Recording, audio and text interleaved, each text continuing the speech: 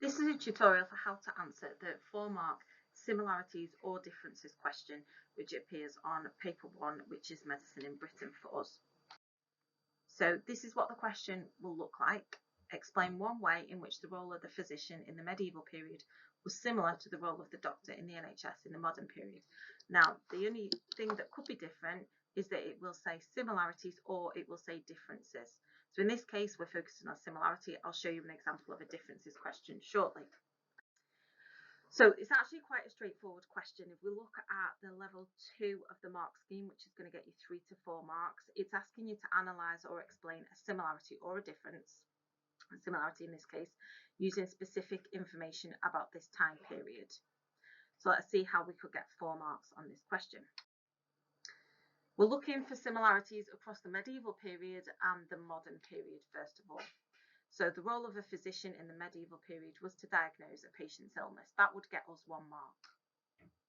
Then need to add a bit of detail around that. In the medieval period, this would be done by examining a patient's urine using a urine chart.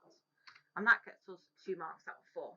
We now need to talk about the similarities with the modern period. Similarly, in the modern period, a doctor in the NHS would also diagnose a patient's illness by looking at their symptoms. So there we've highlighted what is similar about these 2 time periods. They may also use technology like an X-ray machine to diagnose the illness. So we've talked about diagnosis across both time periods. That gets us 4 out of 4. As I said before, you might also get a question that asks you about the differences between 2 time periods. So what is the difference between a treatment, cause or prevention across 2 time periods? In this case, it says explain one way in which ideas about the cause of illness in the years 1700 to 1850 were different from ideas about the cause of illness 1900 to present.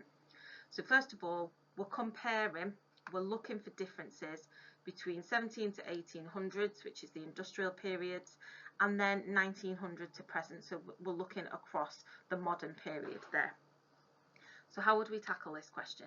In the years 1700 to 1850, some people believed the illness was caused by bad smells in the air. This idea was called miasma. So it's up to 1850, so we're not talking yet about germ theory. So some people still believed in miasma. That gets us our 1st mark. This is because germ theory and scientific developments had not uncovered the real cause of illness. So there's our answer, which is just about 1700 to 1850. We now need to talk about the differences in the modern period. Whereas in the modern period, scientific developments mean that illnesses can be caused by genetic conditions such as cystic fibrosis. Or illnesses can also be linked to lifestyle factors such as smoking. Therefore, we've talked about why they are different. So we've got scientific developments, and we now know that genetic conditions or lifestyle factors can make people ill. And people don't generally believe in miasma these days. So that's how we would get our 4 out of 4. So some final points to think about when answering this question. First of all, make sure you know your different time periods so that you can think quickly about what people believed caused illness in that time period, how they treated it, or how they prevented it. Spend no more than about 5 or 6 minutes on this question. And also a good tip is to think about the case studies for each time period, which can really highlight similarities and differences across time. So for the medieval period, it's the Black Death. For the Renaissance, it's the Great Plague. 18th to 19th centuries, it's cholera. And for the modern medicine, it is lung cancer.